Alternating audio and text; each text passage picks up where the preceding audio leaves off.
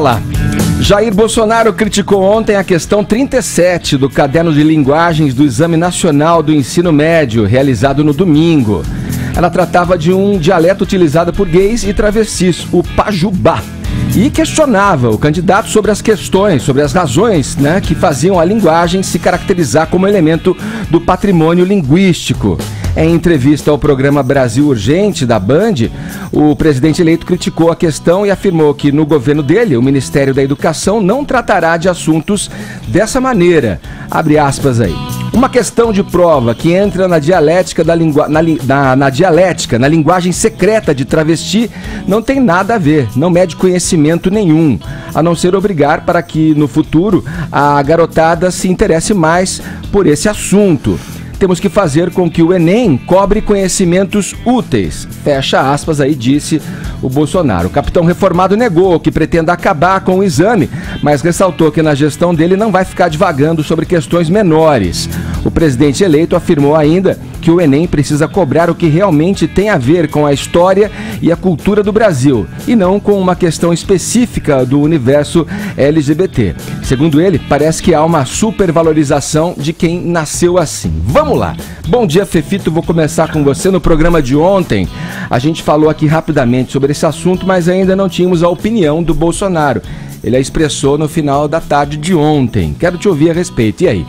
Eu acho que tem um grande exagero sobre essa questão. Aliás, é uma questão sobre figura de linguagem. E eu acho que questionar o pajubá, que é algo que existe, é basicamente dizer que a gente não pode falar sobre a maneira como nordestinos ou gaúchos se expressam, já que eles têm dialetos muito próprios. A gente fala gírias muito próprias. E também não acho que não falar sobre pajubá seja a solução, porque no final das contas, essas gírias existem, os jovens falam gírias de pajubá, as mães falam, falei isso ontem aqui, um monte de gente fala babado, bafão, da Elza, que são gírias que a gente já estão incorporadas ao nosso cotidiano. E bofe, por exemplo. Bofe? Bofe é uma gíria pajubá. É, um bafão, olha que bofe aí. Vamos lembrando aí. Porque ignorar, isso vai fazer com que isso pare de existir? Não vai, gente. Isso existe, tá inserido no nosso cotidiano, na nossa linguagem, desde os anos 70, 80. Eu, sinceramente, acho que há um grande exagero sobre essa questão, porque tratar de figuras de linguagem se trata em toda e qualquer maneira de se expressar e toda e qualquer gíria. Também acho que é uma questão em 90 e eu não entendo por que, mais uma vez, a questão LGBT acaba sendo usada como cortina de fumaça para discutir toda e qualquer outra coisa nesse país. Vamos lá, bom dia, Joel, bom dia, Caio, bom dia, Vini. O que vocês pensam a respeito? Vamos botar aqui na nossa conversa, na nossa reflexão matinal, esse tema trazido aqui na abertura do programa. O que vocês pensam? Bom dia, Edgar, bom dia, pessoal.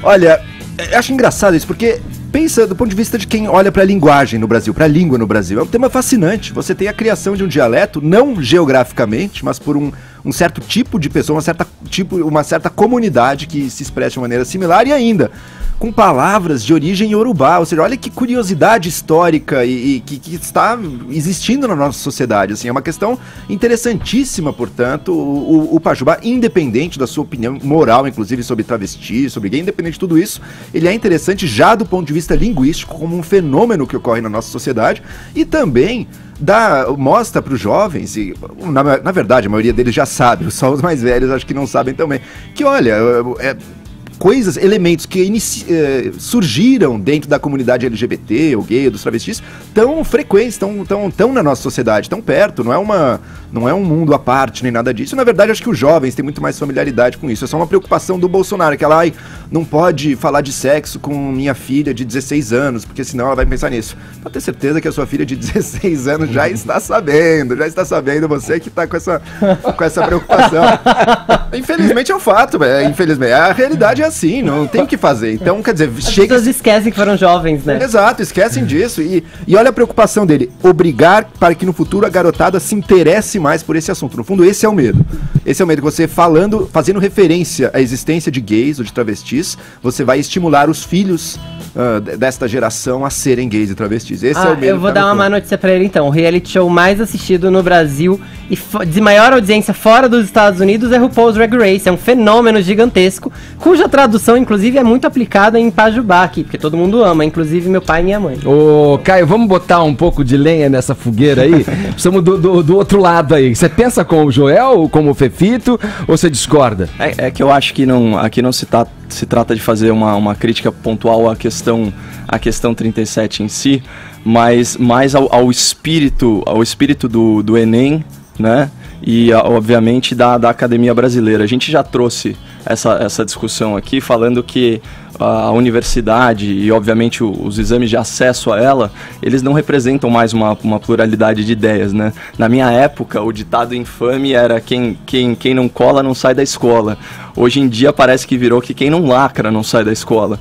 Então o que incomoda um pouco é o Enem lacrador. E assim, é óbvio que o Enem ele não se torna petista porque tem uma questão LGBT. Não se trata disso. Se trata da seleção de questões, de pequenas nuances que, num compêndio geral, acabam dando o tom da linguagem. E assim, por exemplo, o dialeto Pajubá, será que ele tem todo esse protagonismo histórico, social, seja na linguagem ou até no campo dos direitos humanos mesmo, para estar entre essas 90 questões, né? Tem tantos outros assuntos para serem tratados. Eu acho que é nesse sentido. Aqui eu empresto um pouco as palavras do professor Vila, quando ele criticou o Enem, ele fala do presentismo, né? Então, vamos dizer assim, essa corrente de você fazer esses exames que medem conhecimento histórico, pensando fatos do dia a dia, mas assim,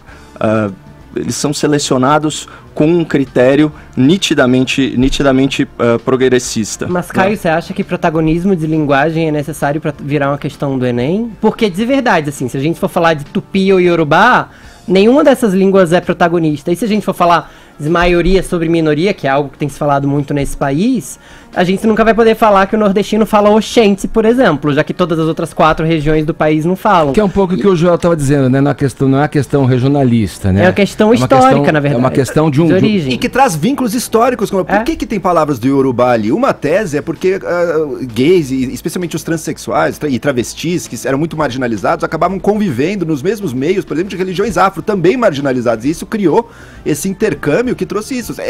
E por que isso? Algo remontando já a história da escravidão brasileira, que deixou toda a cultura afro muito marginalizada, trouxe ela para cá e ao mesmo tempo que marginalizava, até proibia diversos elementos aí da cultura afro, da língua iorubá. Então, quer dizer, é um fato do Brasil atual que já nos remete às condições históricas de criação do processo de criação do Brasil. Isso é algo fascinante. A gente não pode varrer, nessa discussão pontual, a gente não pode varrer para debaixo do tapete a realidade do viés ideológico das provas no Brasil. Eu participei de um painel do Parlatório Livre em que uma estudante, ela falou o seguinte para mim, ela me perguntou como que eu faço, né, para ser uma pessoa íntegra, com os meus valores, numa situação em que se eu não esquerdar na redação, o professor não vai me aprovar. E eu respondi para ela o seguinte, eu falei, olha, vamos usar aqui a analogia de um voo de avião, quando a cabine despressuriza e caem as máscaras de oxigênio. Primeiro você cobre a sua cabeça, depois da pessoa ao lado. Então, no seguinte sentido,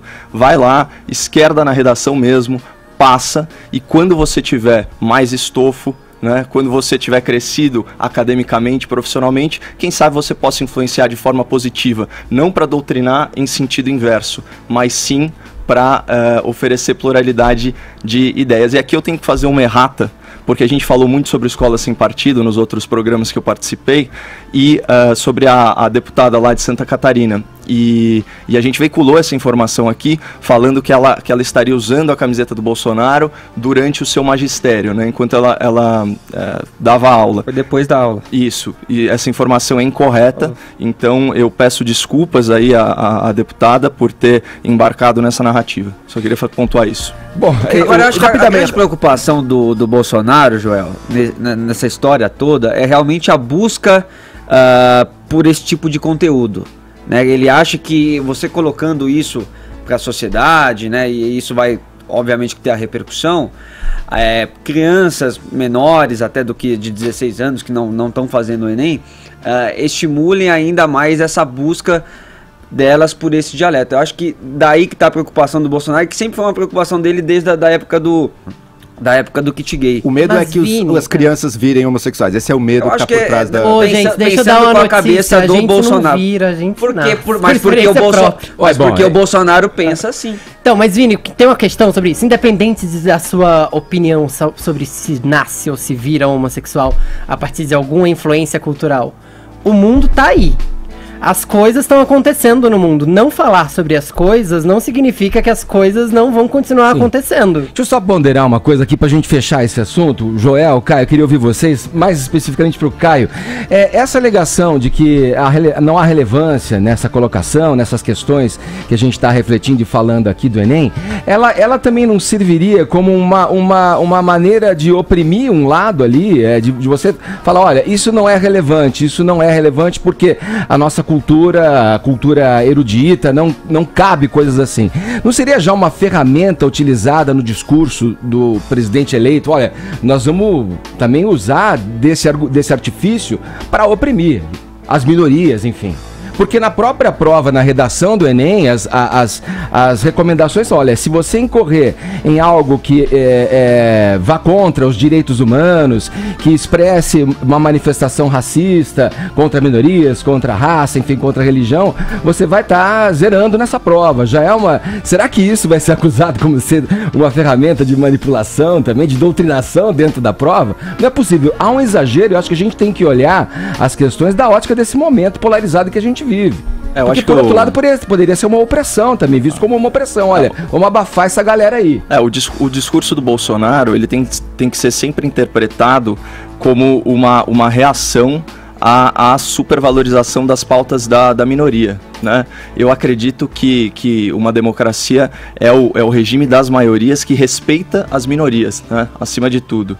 Então, eu acho que é nesse sentido que ele emprega esse tipo de fala e realmente, assim, a percepção geral, né, vamos dizer assim, da maioria silenciosa é que as pautas da minoria estão assumindo um protagonismo muito grande. A maioria silenciosa até hoje no Brasil foi muito pouco ouvida, né? E grupos de interesse, grupos de pressão da mídia que não refletem necessariamente a opinião, a vontade, os anseios da maioria da população tiveram um protagonismo exagerado. Então isso funciona de forma pendular. É como o sino badalando, né? Tem uma hora que está pendendo mais para o lado, é normal que a reação venha mais forte para o outro lado. O ideal seria a gente chegar no meio termo para garantir a pluralidade de ideias. Vamos lá, vamos girar o assunto. E olha que Fefito, a gente vai girar o assunto, mas olha, são duas questões dentre 90. Pois é.